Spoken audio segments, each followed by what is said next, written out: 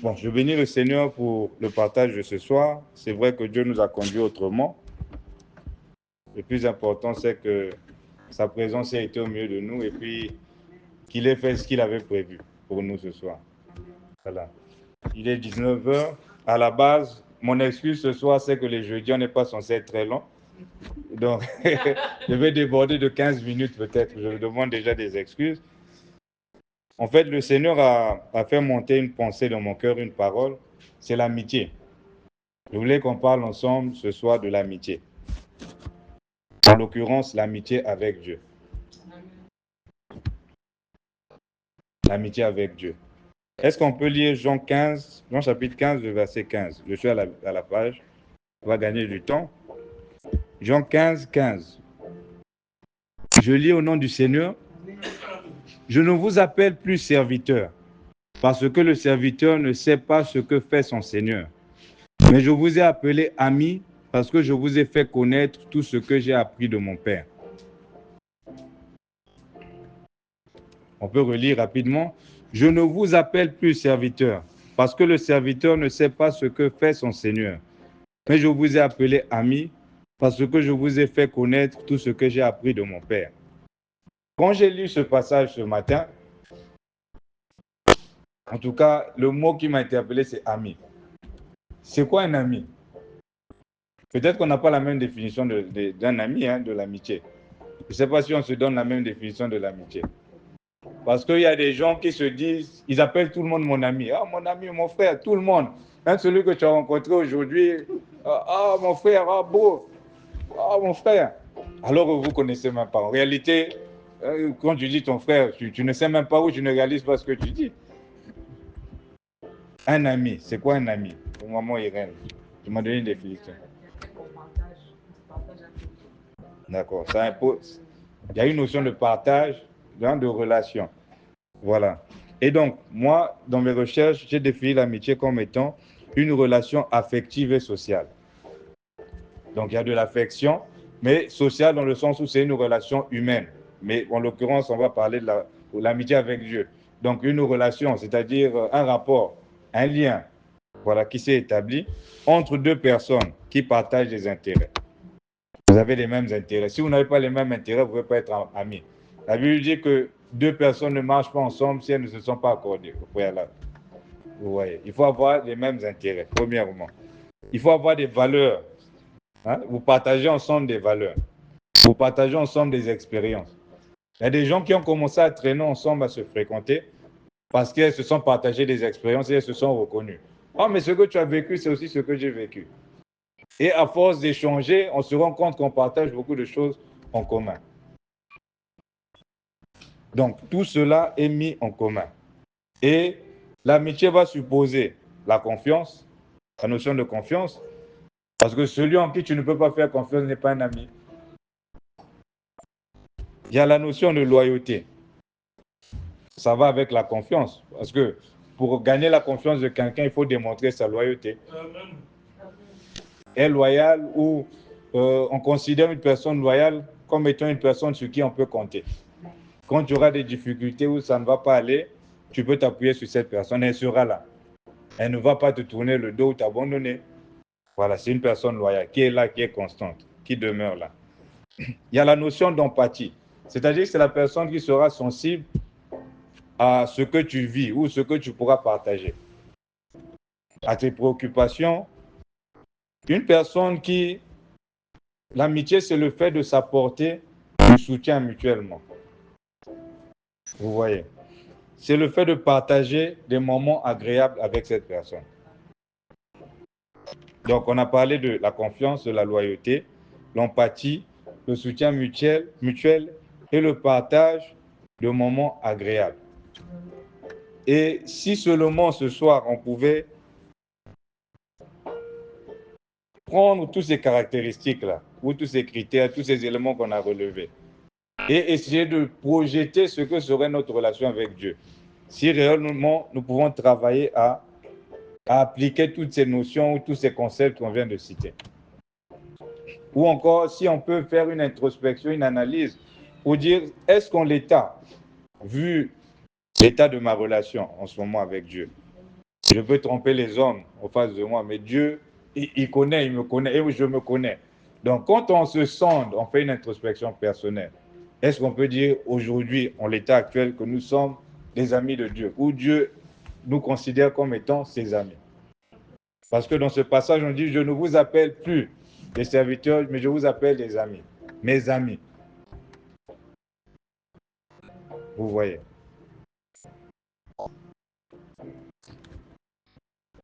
L'amitié peut apporter de nombreux bienfaits.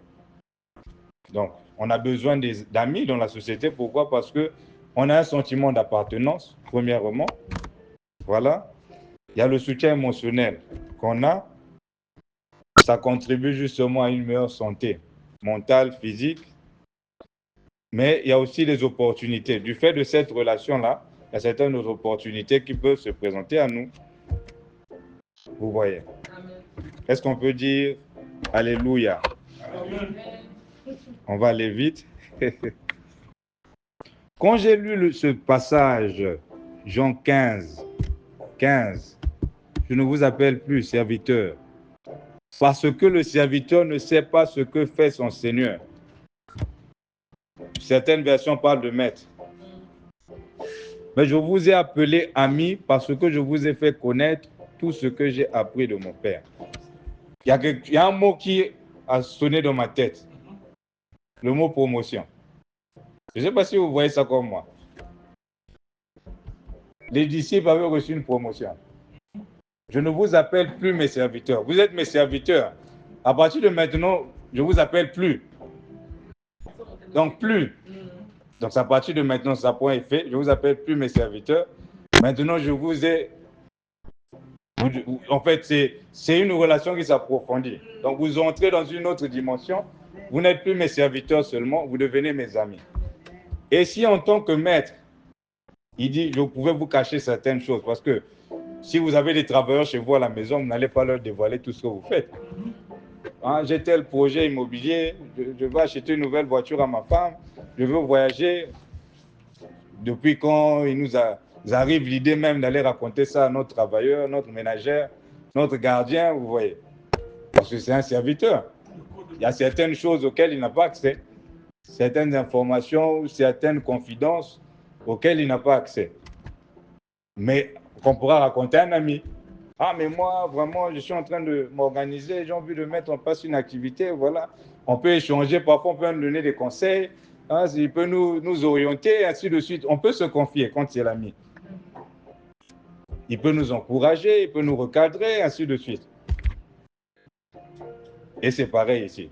Donc, les serviteurs qui étaient, on va dire, il y a même des serviteurs qui n'entrent même pas dans, selon certains boulots, certains métiers. Il y a certains gardiens qui n'entrent même pas dans la maison, dans le salon de son employeur. Ils s'arrêtent à l'extérieur. Il y en a qui sont même à la guérite là-bas. Donc, il n'a même pas le droit de venir à la véranda chercher quelque chose. Ce n'est pas possible. Vous voyez. Donc, il n'a pas accès et il est limité dans son champ d'action. Mais au moment où les serviteurs sont considérés comme étant des amis, Jésus lui-même dit que je vous ai fait, parce que, il explique, il donne la raison, parce que je vous ai fait connaître tout ce que j'ai appris de mon Père, je vous donne accès à tout. Et là, on constate qu'il y a une certaine notion d'intimité. Tout ce que ton Père t'a donné, c'est comme si je rencontre un ami, bon, moi, tu sais, mon Père, il a tel bien, il a déjà fait son testament, hein. Donc moi, voilà, je connais le testament, ça c'est déjà mon bien, tu vois ça, hein, ça c'est ma parcelle. Donc quand il ne sera plus là, ça c'est pour moi. Le Père lui a fait connaître cette information, mais qu'il fait ensuite connaître à son ami. C'est un exemple, hein, c'est un exemple tout bête que je donne. C'est-à-dire qu'il n'y a plus de limite, il n'y a plus de barrière. Et ce soir, vraiment, j'aimerais qu'en rentrant chez nous, on puisse entrer avec ce désir, cette soif-là, de travailler sur nous-mêmes, sur notre relation, la nature de la relation que nous avons avec Dieu. Pour qu'au moment où nous allons nous examiner demain après-demain, en toute conscience, Parce que notre conscience ne nous trompe pas. On peut tromper les autres. C'est notre conscience, elle ne nous trompe pas. Qu'en toute conscience, à un moment donné, qu'on sache que, là, il y a quand même eu des révolutions. De par ma façon de me comporter, je vois maintenant la confiance. À l'époque, je pouvais douter parce que Dieu est disposé. Hein. Le problème se situe au niveau de nous qui disons être ses enfants, ses serviteurs. C'est nous qui sommes tout le problème. Il se tient à la porte, il frappe. Donc lui, il est là, il est déjà là. Mais c'est nous, pour ouvrir là, c'est tout un problème. Donc ça veut dire que ce travail doit être fait de notre côté. La confiance, l'amitié suppose la confiance. Donc il y a aussi une notion de laisser aller. Si je fais confiance en Dieu, ça veut dire que je ne dois pas avoir des doutes. Peu importe ce que je vis, je sais qu'il est là pour moi. Je ne dois pas toujours rechercher à tout comprendre, tout contrôler. Il m'a dit une chose. C'est mon ami. C'est un ami fidèle, il est constant. Il m'a dit une chose, il ne va pas me mentir, il ne va pas me tromper. S'il m'a dit que cette année ou ce mois-ci, il va me donner un nouvel emploi, il est capable de le faire. Ce n'est pas parce que j'ai circulé dans toutes les sociétés qu'on ne m'a pas appelé, voilà qu'il m'a menti ou il m'a trompé. Le boulot, il peut venir autrement. Parfois, c'est même quelqu'un à l'étranger qui peut appeler quelqu'un, ou qui peut t'appeler, mais va déposer chez un tel. Parfois, c'est même pas une société. Tu déposes des dossiers entre les mains de quelqu'un et après, c'est une société qui t'appelle. Tu vas déposer directement dans les sociétés, ça n'a pas marché. Aujourd'hui, on va même dire, non, lui, c'était sa relation, alors que vous ne connaissez même pas. La loyauté. Entre autres, l'obéissance. Est-ce que nous faisons l'effort? Nous sommes tous concernés. Est-ce que nous faisons l'effort de mettre en pratique et d'obéir aux prescriptions du Seigneur? Parce qu'avant de devenir des amis, les disciples, c'était des serviteurs. Mais ils étaient quel type de serviteurs pour avoir une telle promotion? Parce que je pense que si c'était des serviteurs difficiles, quelqu'un sur qui tu ne peux pas t'appuyer, qui te donne toujours des mots de tête, à un moment donné, tu t'en lasses, tu n'en veux plus. Et tu ne peux pas donner des avantages ou donner certaines prérogatives à quelqu'un comme ça. Vous voyez. Et généralement, dans nos maisons, nos ouvriers ou nos travailleurs que nous aimons beaucoup et qui sont devenus comme une famille, ce sont des gens qui sont restés droits. Ils sont restés honnêtes, ils nous ont rendu beaucoup de services et ils ont démontré d'une manière ou d'une autre leur attachement, leur amour, leur sérieux, leur loyauté. Tout ce que je peux citer, la liste peut être longue. Il y a pas de, c'est pas exhaustif, comme on dit. Ici, j'ai parlé de l'empathie. On ne peut pas avoir pitié de Dieu ou se soucier de Dieu. Mais le problème est que est-ce que nous portons ou nous partageons le fardeau, le cœur de Dieu? Parce que le cœur de Dieu, c'est le salut des âmes. Son cœur bat pour le salut des âmes. Il nous a donné une mission par rapport à ça. La grande commission, on appelle ça la grande commission. Aller gagner des âmes, faire de toutes les nations de Christ, de toutes les nations des disciples. Autant pour moi. Mais souvent, on oublie ça. On se dit, parce que je ne me mets pas devant le pupitre, ce n'est pas mon travail. On a dit tout le monde. Ça concerne tout le monde, frère Christ. Ça veut dire qu'avec tout ce que tu sais, le peu que tu connais, aussi grand ou petite est la connaissance de tout un chacun de nous, nous avons la responsabilité de parler de Christ. Il suffit d'un encouragement, d'une petite parole pour que quelqu'un soit boosté, soit réconforté, soit encouragé. Peut-être ton expérience là seulement, ton témoignage suffira à gagner Christ. Gagner une âme à Christ, autant pour moi.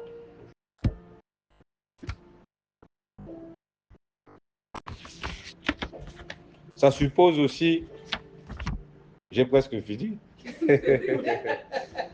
Alléluia. Ça suppose aussi de développer la crainte du Seigneur. On va lire le psaume 25, chapitre 25, le verset 14. Rapidement. Psaume 25, 14, je suis à la page. L'Éternel confie ses secrets à ceux qui le craignent. Il leur fait connaître son alliance. L'Éternel confie ses secrets à ceux qui le craignent, il leur fait connaître son alliance. Souvent, on se plaint, non, mais des choses arrivent. Comment ça c'est arrivé? Je ne savais pas, Dieu ne m'a pas dit. Hein? Tu peux avoir une réponse ici, hein? Tu peux avoir un indice. Hein? On peut avoir un indice ici. Pourquoi Dieu ne m'a pas montré ça? C'est vrai qu'il est Dieu, il est souverain. Il peut ne pas montrer quelque chose. Hein? C'est lui, il est Dieu, il fait ce qu'il veut. Dieu n'a pas besoin de la vie des hommes pour accomplir sa volonté sur terre. Mais seulement par moment, il y a des fois aussi où il y a des choses qui ne pourraient pas arriver ou qui ne devraient pas arriver sans que Dieu nous dise ou nous montre des signes. Peut-être qu'on ne saura pas discerner. Excusez-moi. On ne saura pas discerner au moment où ça se passe. Mais au moins, après, on va réaliser qu'il m'avait montré un signe où il y avait quelque chose qu'on m'avait dit. D'une certaine manière. Après, on pourra comprendre avec le temps du recul. Ah, mais ça voulait certainement dire ceci. Mais il y a des gens qui marchent tous les jours, ils vivent sur cette terre ngoulou, comme on dit. Les choses arrivent comme ça, ils sont surpris. Un tel sorcier passe dans sa vie, fait ce qu'il veut. Je ne sais pas, un tel passe dans sa vie, fait ce qu'il veut, il pense ce qu'il veut dans sa vie. Voilà les malédictions. Donc, on ne fait que subir. Et on ne comprend pas ce qui se passe. Dieu ne m'a pas montré ça. Il y a des familles où on prend les enfants des gens n'importe comment. Il y a tel grand sorcier dans la famille, bon, il fait la fête. Il prend les enfants de tout le monde comme il veut, personne ne le voit. C'est une parenthèse. Alléluia. Amen. Alors enfin,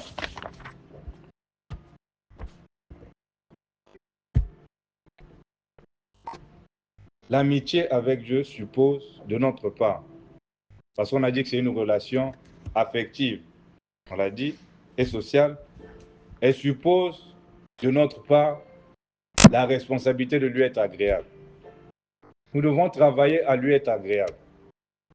Parce que quelle est cette relation-là? Nous marchons tous les jours avec quelqu'un, mais on est en conflit. Ou on est tout le temps en conflit. Ou on est tout le temps problématique. Lui, il nous fait du bien, bon, c'est nous sommes tout le temps problématiques. Tout le temps, on lui donne des coups bas, on pose des actions. Imaginez les relations humaines, une telle relation. Est-ce qu'une telle relation peut vraiment durer sur le temps? En tant qu'hommes, nous aussi, grands prieurs que nous sommes, grands prêcheurs que nous sommes. Au bout d'un moment, on finit par s'en éloigner.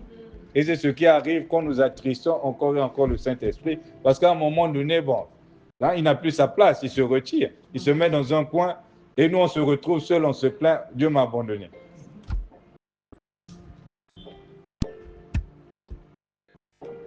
L'amitié bannit les doutes et les soupçons. Ça vaut pour les relations humaines. Si tu as un ami, tu as un frère, les soupçons, tout le temps, les susceptibilités là. Donc s'il a fait ceci, c'est peut-être parce qu'on pense à la place des autres. Ça, c'est pas du tout de Dieu. Et c'est à bannir absolument. On va noter juste, on pourra noter 1 Jean 4, 18, 19. On ne va plus lire. Je vais finir à 20, dans 2 minutes. L'amitié bannit les doutes et les soupçons. 1 Jean 4, 18 à 19. Il faut noter qu'un ami te poussera toujours vers le haut. Un ami va toujours te pousser vers le haut. Il ne va jamais t'attirer vers le bas.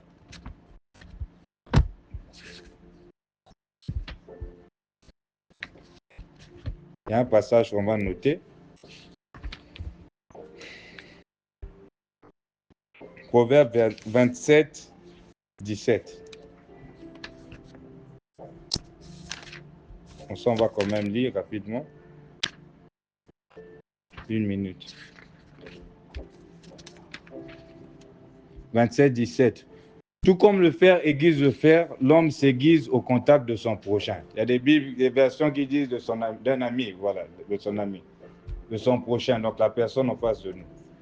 Tout comme le fer aiguise le fer, l'homme s'aiguise au contact de son prochain. Donc, en tant qu'amis, nous avons la responsabilité de nous tirer vers le haut. Et si tu considères Jésus comme étant ton ami, lui, de son côté, il a cette responsabilité-là, de te tirer vers le haut, c'est-à-dire de faire sortir le meilleur de toi, Mais nous aussi, de notre côté, nous avons la responsabilité, selon la grande commission, on revient encore là-dessus.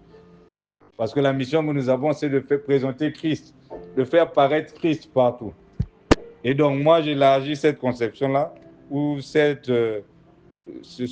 expression-là à notre mission.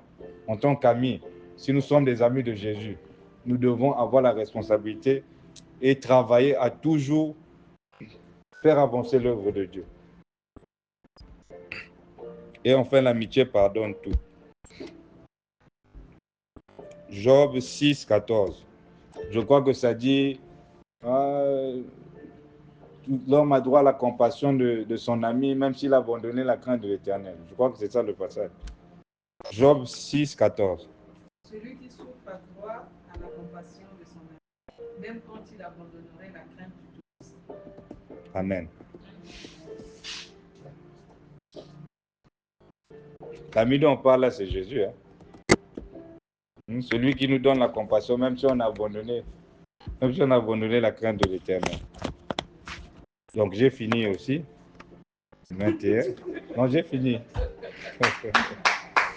J'ai fini. La sœur Priscilla va prier. Elle va dire merci à Dieu et puis recommander la parole que nous avons entendue tous, de sorte à ce que Dieu la grave dans nos cœurs. Et puis prier pour les offrandes.